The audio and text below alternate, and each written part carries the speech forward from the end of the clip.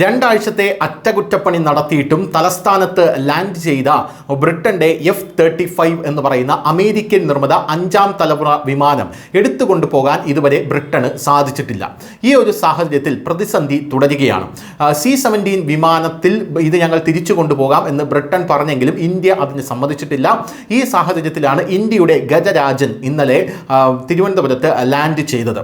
ഇന്ത്യയുടെ ഗജരാജനിൽ ഈ വണ്ടി കയറ്റി, അതായത് F-35 കയറ്റി കൊണ്ടുപോകുമെന്നാണ് വിചാരിച്ചിരുന്നതെങ്കിലും അത് നടന്നോ ഇല്ലയോ എന്നുള്ള കാര്യത്തിലും നിലവിൽ യാതൊരുവിധ വ്യക്തതയും വന്നിട്ടില്ല. എന്നാൽ ഇതിൻ്റെ പാർക്കിംഗ് ഫീസ് ഇപ്പോൾ പുറത്തു വന്നിട്ടുണ്ട്.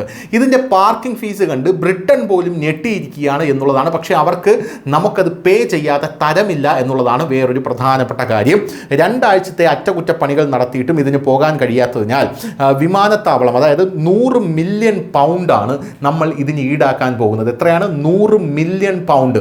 ഈ 100 മില്യൺ പൗണ്ട് എന്ന് പറയുമ്പോൾ ഇന്ത്യൻ രൂപയിലേക്ക് ഇത് കൺവേർട്ട് ചെയ്യുമ്പോൾ ഏകദേശം ബില്യൺ രൂപ വരും എന്നുള്ളതാണ് നമുക്ക് മനസ്സിലാക്കാൻ സാധിക്കുന്നത്. അതായത് ഏകദേശം 1100 കോടിയിലധികം രൂപയായിരിക്കും ഇതിൽ വരാൻ പോകുന്നത് എന്നാണ് നമുക്ക് മനസ്സിലാക്കുന്നത്. ഒരു പൗണ്ട് എന്ന് പറയുന്നത് 117 രൂപയാണ് ഇപ്പോഴത്തെ മാർക്കറ്റിൽ. അങ്ങനെയാണെങ്കിൽ 100 മില്യൺ പൗണ്ട് എത്ര രൂപയാകും എന്ന് നിങ്ങളൊന്ന് കണക്ക് കൂട്ടിക്കഴിഞ്ഞാൽ മനസ്സിലാകും. എന്തായാലും അത്രയും ഭീമമായിട്ടുള്ള തുകയാണ് നമ്മൾ ഈടാക്കാൻ പോകുന്നത്.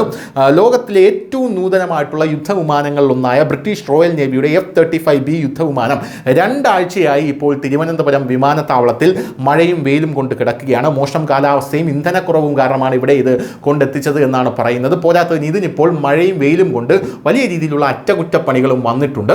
ഇന്ത്യൻ ഗവൺമെൻറ്റിനെ ഈ വണ്ടിയിൽ ഇവർ തൊടാൻ, അല്ലെങ്കിൽ ഈ വിമാനത്തിൽ ഇവർ തൊടാനായി സമ്മതിക്കുന്നില്ല. അതുകൊണ്ട് തന്നെ ഇരിക്കട്ടെ എന്ന് പറഞ്ഞ് 100 മില്യൺ പൗണ്ട് ഇപ്പോൾ ഇവർക്ക് അടിച്ചു കൊടുത്തിരിക്കുകയാണ് ഇന്ത്യൻ സർക്കാർ എന്ന് പറയുന്നത്. പ്രധാനമായും കേന്ദ്രമാണ് ഇതിൻ്റെ വില തീരുമാനിക്കേണ്ടത്, അതായത് ഇതിൻ്റെ ലാൻഡിംഗ് ഫീസ് തീരുമാനിക്കേണ്ടത് എന്നുള്ളത് മറ്റൊരു കാര്യമാണ്. ഇന്ത്യൻ വ്യോമസേനയുടെ integrated air command and control system VIP വിമാനങ്ങൾക്കായി സാധാരണയായി നീക്കി വച്ചിരിക്കുന്ന ബേ 4ലേക്ക് ഈ വിമാനത്തെ നയിച്ചിട്ടുണ്ട്. ലാൻഡിങ്ങിൻ്റെ സ്വഭാവത്തെക്കുറിച്ച് തുടക്കത്തിൽ തന്നെ ആശയക്കുഴപ്പമുണ്ടായിരുന്നു. ആവർത്തിച്ചുള്ള ലാൻഡിംഗ് ശ്രമങ്ങൾക്ക് ശേഷം ഇന്ധനക്ഷാമം മൂലമുണ്ടായ അടിയന്തരാവസ്ഥയാണെന്നാണ് പിന്നീട് ഇന്ത്യൻ എയർഫോഴ്സ് സ്ഥിരീകരിച്ചിരിക്കുന്നത്. അറ്റകുറ്റപ്പണികൾ നീളുന്നതിനാൽ ഇനിയും ഇവിടെ പാർക്കിംഗ് തുടരാനായിട്ടുള്ള സാധ്യത കൂടുന്നുണ്ട് എന്നുള്ളതാണ് മറ്റൊരു പ്രധാനപ്പെട്ട ഒരു കാര്യമെന്ന് പറയുന്നത്. അറ്റകുറ്റപ്പണികൾ പരാജയപ്പെട്ടാൽ കൂടുതൽ സങ്കീർണമായിട്ടുള്ളൊരു ബദൽ ഉദ്യോഗസ്ഥർ പരിഗണിക്കുന്നുണ്ട്. ഒരു ചരക്ക് വിമാനം ഉപയോഗിച്ച് നിലത്തിറക്കിയ ജെറ്റ് പറത്തുക എന്നുള്ളതാണ് ഇവർ ഉപയോഗിക്കാൻ പോകുന്ന മറ്റൊരു പ്രധാനപ്പെട്ട ഒരു കാര്യമെന്ന് പറയുന്നത്. എന്തായാലും CASF കാവലിൽ കനത്ത സുരക്ഷയിലാണ് യുദ്ധവിമാനം ഇപ്പോഴും പാർക്ക് ചെയ്തിരിക്കുന്നത്. News desk news India Malayalam.